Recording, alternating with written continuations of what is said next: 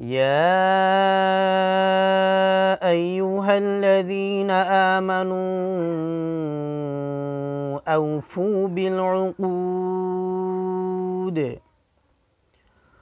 أحلت لكم بهيمة الأنعام إلا ما يتلى عليكم غير محل الصيد وأنتم حرم إن الله يحكم ما يريد।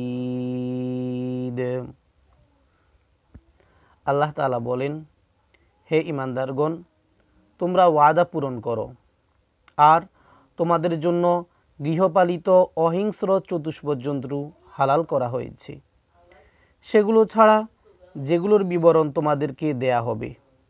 আর ইহরাম অবস্থায় তোমাদের জন্য জীবজন্তু শিকার করা হালাল নয়।